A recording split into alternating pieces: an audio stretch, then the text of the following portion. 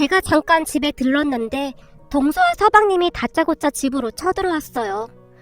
형수, 돈도 많으면서 그러는 거 아닙니다. 제가 현관문을 열자마자 서방님이 얼굴까지 벌개진 채 소리쳤어요. 맞아 형님! 어떻게 우리한테 이럴 수가 있어요? 너무하세요. 동서의 얼굴에는 원망이 가득해 보였습니다. 너무하긴 뭐가 너무해. 우리한테 돈 맡겨놓은 거 있어? 왜 허구한 날 우리한테 돈을 달래? 그리고 지금 이 상황에 나한테 돈을 달란 말이 나와? 두 사람 다 정말 제정신이 아닌 것 같네요. 제가 무슨 정신 나간 소리냐는 듯이 미간을 잔뜩 찌푸렸어요. 그럼 어떡해요? 지금 돈이 엄청 급한데. 뭐가 그리도 당당한 것인지 서방님과 동서는 막무가내였어요. 형이 언제 일어날 줄 알고 그때까지 기다려요? 의사도 언제 깨어날지 모른다고 하잖아요. 형이 분명히 준다고 했는데 현수가 왜 그러는 거냐고요. 이번에는 서방님이 저를 노려보기까지 했어요. 난 그딴 거 잘 모르겠으니까 둘 다 당장 나가요. 그이 깨어나면 그때 말해요. 아무리 생각이 없어도 그렇지 지금 이 상황에 어떻게 이럴 수가 있어요? 저 바로 병원 가봐야 하니까 그만 돌아가세요. 전 돈 줄 때까지 절대 못 나가요. 그러니까 돈 달란 말이에요. 서방님이 팔짱까지 낀 채 소파에 털썩 주저앉았어요. 도저히 안 되겠네요. 저도 참을 만큼 참았어요. 그리고 서방님은 나중에 그이 깨어나면 그이 얼굴 어떻게 보려고 이러시는 거예요? 저는 지금 두 사람 행동이 도대체가 이해가 안 되네요. 어떻게 이럴 수가 있어요? 제가 두 사람을 노려보다가는 휴대폰을 들고 경찰서에 전화를 했습니다. 여기 땡땡동 땡땡 아파트 302동 땡땡인데요. 지금 누가 난동을 피우고 있거든요. 여기로 출동 좀 해주시겠어요? 형수, 진짜 이럴 거예요? 지금 시동생을 경찰에 신고하겠다는 말입니까? 지금 그 말은 우리랑 인연을 끊겠다는 말이네요? 형님, 지금 이건 천륜을 끊겠다는 말이에요. 동서가 제 팔에 매달렸어요. 하지만 제가 동서의 팔을 뿌리쳤습니다. 전화기 내려놔요. 전화기 내려놓으라고요. 동서가 제 전화기를 빼앗으려고 안간힘을 쓰고 있었어요. 그 모습을 지켜보고 있는데 참 기가 막히더라고요. 형님, 지금 뭐 하시는 거예요? 지금 형님이 우리 신고한 거예요? 분명히 말하지만 우리 가만 안 있을 거예요. 앞으로 아주버님 어떻게 되든지 우린 상관도 안 할 거예요. 동서가 방방 뛰었지만 그런 동서를 상관도 하지 않았습니다. 경찰에 신고를 했음에도 서방님 부부는 돌아갈 생각이 없어 보였어요. 결국 잠시 후 경찰이 오고서야 그 둘이 돌아갔습니다. 현관문 밖을 나가는 그 둘의 모습을 보는데 인간이란 존재가 무섭게 느껴질 정도였습니다. 서방님과 동서는 매사 욕심이 굉장히 많았어요.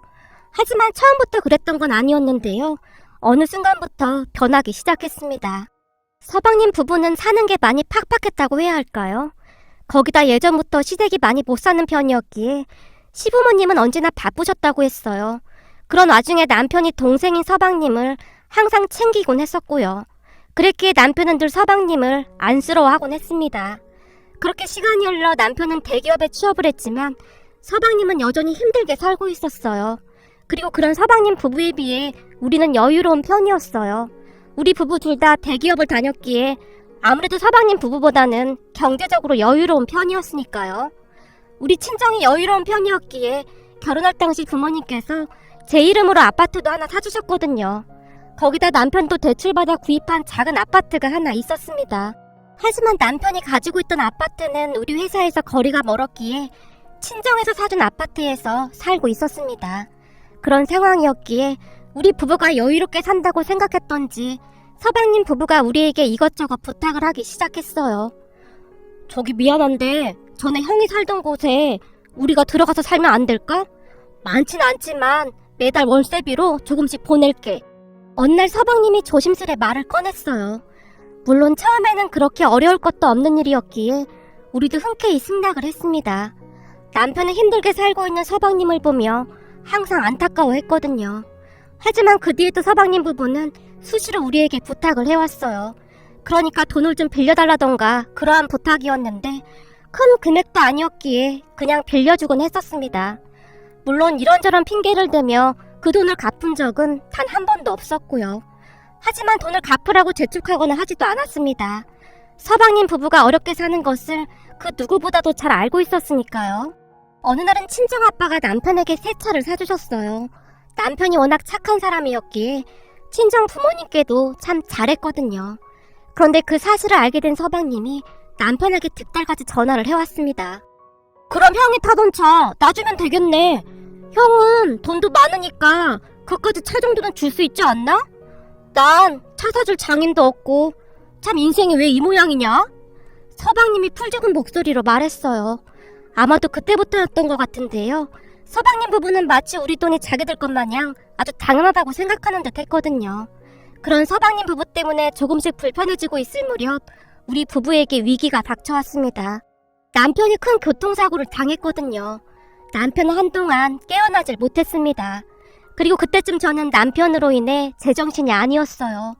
회사에 휴직기까지 낸 채 남편 곁을 지켰거든요. 우리 친정 부모님 또한 하루도 거르지 않고 병원을 찾아오셔서 남편이 깨어나기만을 간절한 마음으로 기다리셨습니다. 정말일지 하루하루 지옥 속에 살고 있었다고 보셔도 될 것 같습니다. 병원 침대에 누워있는 남편을 보며 세상에 있는 모든 신들에게 기도하고 또 기도했으니까요. 그런데 그 와중에도 서방님 부부가 저를 찾아왔던 거였어요. 집을 사야 하는데 돈이 없다고 하면서 말이죠. 서방님 말로는 우리 남편이 돈을 보태주기로 했다는 거였어요. 형이 언제 깨어날지도 모르는데 우선 돈부터 주세요. 우리 집 잔금 치러야 한단 말이에요. 어느 날 남편이 입원해 있는 병원으로 찾아온 서방님이 제게 다짜고짜 돈을 내놓으라고 떼를 쓰기 시작했어요. 서방님, 형님이 의식도 없이 저러고 누워있는데 지금 이건 예의가 아닌 것 같네요. 그리고 전 그런 얘기 들은 적도 없습니다. 너무나 어이가 없었기에 저는 더 이상 할 말이 없었거든요. 사람이라면 최소한 형 안부부터 걱정해야 하는 게 맞지 않나요? 의사 말이 형이 언제 깨어날지 모른다고 하던데 그럼 우리 어떡해요? 그냥 이대로 기다릴 순 없잖아요. 글쎄, 저는 모르는 얘기라니까요. 남편 깨어나면 그때 다시 얘기하세요. 제가 매몰차게 뒤를 돌아섰습니다. 하지만 그 뒤에도 서방님 내외가 수시로 찾아와서 떼를 썼어요. 그리고 저도 그 둘의 모습을 보며 옥이라는 것이 생기기 시작했습니다. 절대 한 푼도 주고 싶지 않았거든요. 그러면 그럴수록 서방님 부부의 행패가 더욱 심해져 갔습니다. 결국 저는 경찰에 신고까지 하게 되었고요. 제가 가장 이해할 수 없었던 부분이 있었는데 동서야 그렇다 치더라도 서방님의 행동이 도저히 이해가 되지 않았어요. 다른 사람도 아니고 한 뱃속에서 나온 형이 의식조차 없이 사경을 헤매고 있는데 그런 형은 신경도 쓰지 않은 채 어쩌면 이럴 수가 있단 말입니까? 서방님에게 우리 남편은 부모와 같은 존재였는데 말이죠. 거기다 더 기가 막혔던 건 남편이 교통사고를 당한 뒤 시부모님조차도 나몰라라 했는데요. 병원에 한두 번 찾아와서는 아유, 우리 팔자가 왜 이 모양이야? 상남이 대기업 들어가서 우리 팔자도 좀 피나 했더니 이게 웬 날벼락이야. 시어머니께서는 남편의 안위보다는 앞으로 당신들이 어떻게 살아가야 하나 그 걱정뿐인 것 같았어요. 앞으로 우리 집안에 가장은 우리 둘째밖에 없으니까 너는 아무 말도 하지 말고 둘째가 하라는 대로 다 해야 한다. 무슨 말인지 알겠냐? 네? 그게 무슨 말씀이세요? 그이가 지금 어떻게 된 것도 아니고 의사 선생님이 더 지켜봐야 한다고 했는데 어떻게 그런 말씀을 하실 수가 있으세요? 시어머님의 말에 큰 충격을 받았던지라 제 입술이 파르르 떨리고 있었어요. 딱 보면 모르겠냐? 지금까지 안 깨어난 거면 가망이 없는 거 아니겠어? 그리고 우리가 부모인데 지금 우리 심정이 어떤지 알기나 해? 우리도 지금 앞이 깜깜할 지경이야. 앞으로 어떻게 살아야 할지 막막하단 말이다. 그러니까 우리도 살 궁리를 해야 하지 않겠느냐 말이야. 시어머님은 오로지 당신들 걱정만 할 뿐이었고 옆에 계시던 시아버님은 한숨만 쉬고 계셨어요. 그렇게 시댁가족들과 저의 신경전이 점점 막장으로 치닫고 있었습니다.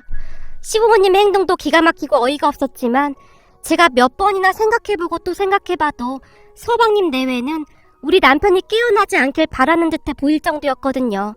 그리고 얼마 뒤 저는 그 이유를 알고 경악을 금치 못했습니다. 서방님과 동서의 만행은 어마어마했는데요. 동서가 보험 일을 꽤 오래 하고 있었어요. 그런 동서가 안쓰러워서 남편과 제가 보험을 꽤 많이 들어줬었는데요. 어떻게 한 것인지는 모르겠지만 남편이 들었던 보험 전부의 수익자가 서방님으로 되어 있었어요. 서방님 말로는 남편이 그렇게 하라고 했다는 말만 할 뿐이었어요. 형이 제가 힘들게 산다고 수익자를 다 저로 하라고 했어요. 형수는 형 보험금 없이도 잘 먹고 잘 살 수 있다고요. 서방님은 그 말만 할 뿐이었어요. 서방님은 남편이 어떻게 되든 별 상관이 없다는 그런 표정이었습니다. 그러니까 서방님 부부는 우리 남편이 깨어나지 않을 거라고 확신하고 있었다고 해도 과언이 아니었습니다. 그리고 저는 그들의 모습에서 악마를 보았습니다. 사람이 얼마나 추악해질 수 있는지 눈앞에서 똑똑히 확인했으니까요. 하지만 세상은 서방님 부부 편이 아니었습니다. 어느 날 아침 우리 남편이 마치 기적과도 같이 깨어났거든요. 남편이 깨어났다는 소식을 들은 서방님 부부가 사색이 된 채 병원으로 쫓아왔습니다. 형이 깨어났다는 게 정말이에요? 병원 복도에서 마주친 서방님이 저를 보며 물었는데 서방님의 눈동자가 심하게 떨리고 있었어요. 네, 오늘 아침에 깨어났어요. 의사 말로는 하늘이 도운 것 같다고 했어요. 근데 참 이상하네요. 형이 깨어났는데 서방님이랑 동서 표정이 왜 그래요? 하나도 기쁘지 않은 것 같네요. 형수님, 무슨 말을 그렇게 하세요? 안 기쁘긴요. 당연히 기쁘죠. 하나밖에 없는 형인데요. 남편이 의식이 없는 동안 형수라는 호칭만 사용하던 서방님의 입에서 오랜만에 형수님이라는 단어가 튀어나왔어요.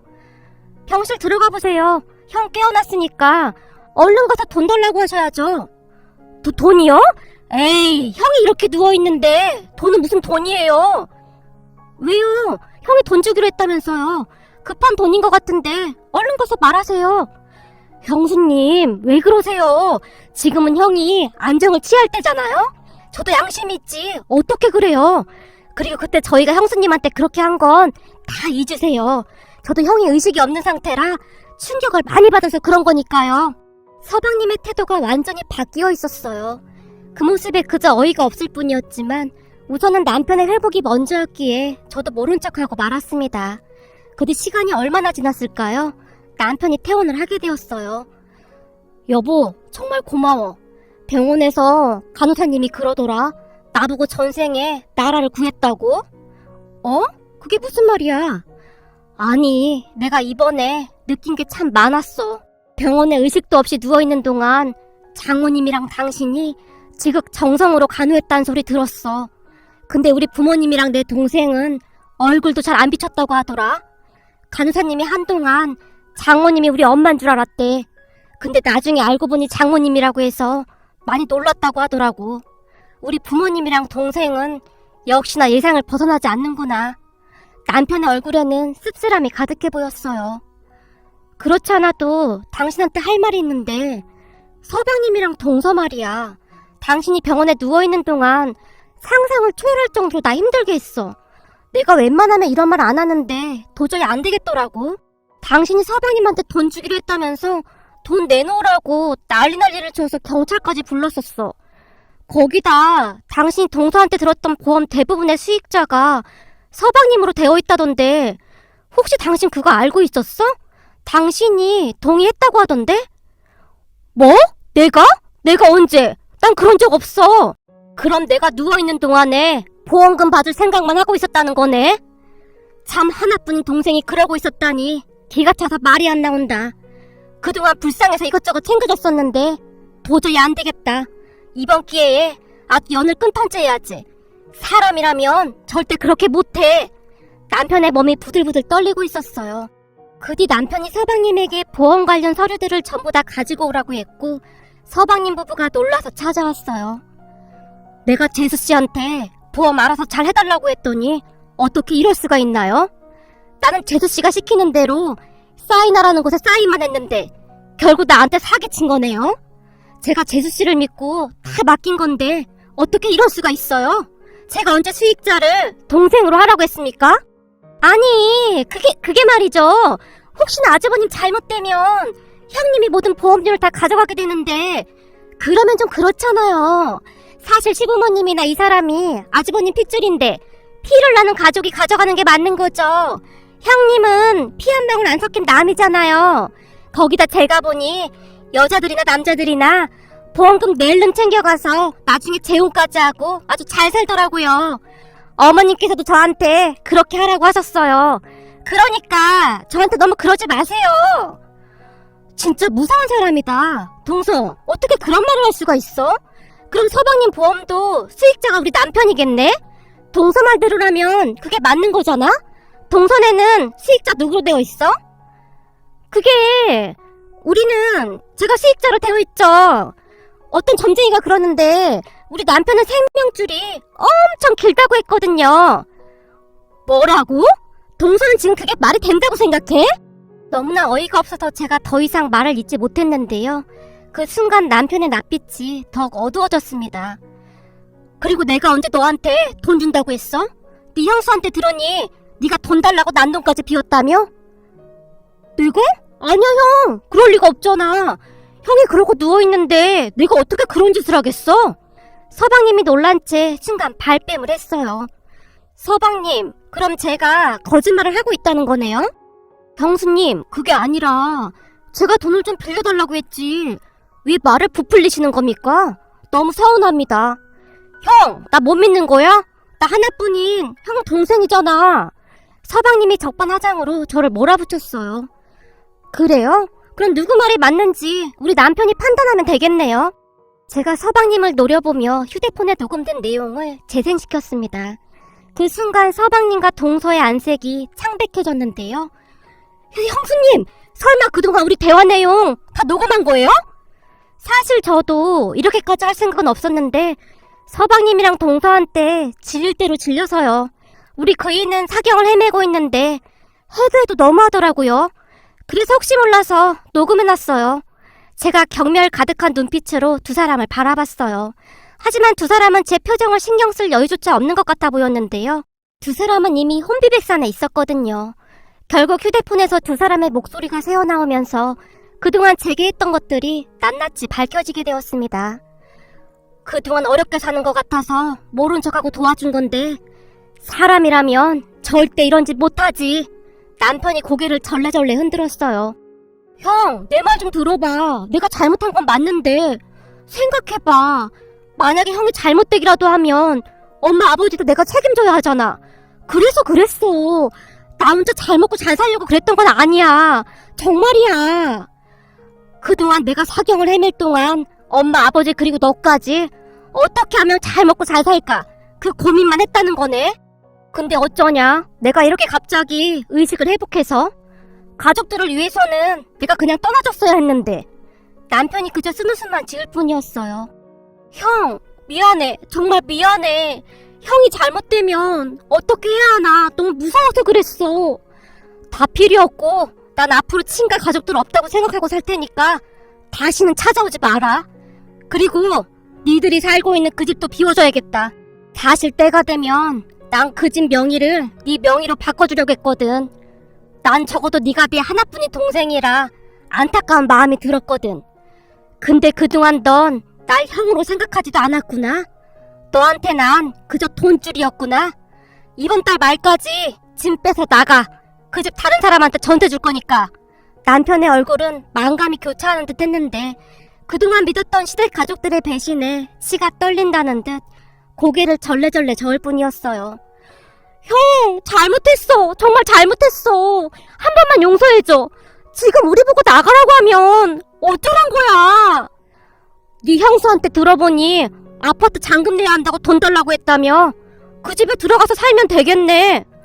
아니야, 그거 다 거짓말한 거야. 한 번만 용서해줘. 지금 나가면 우리 밖에 나 앉아야 한단 말이야. 난 모르니까 얼른 짐 싸서 나가라. 안 그러면 경찰에 신고할 테니까. 보따리 싸서 엄마 아버지 집에 가서 같이 살면 되겠네. 그리고 다시는 우리 찾지 마라. 남편의 표정에서 찬바람이 쌩쌩 불고 있었어요. 그뒤 서방님과 동서가 쫓겨나듯 나갔는데요. 잠시 후에 시부모님께 연락이 왔어요. 첫째야, 우린 그저 둘째가 시켜서 그런 것뿐이다.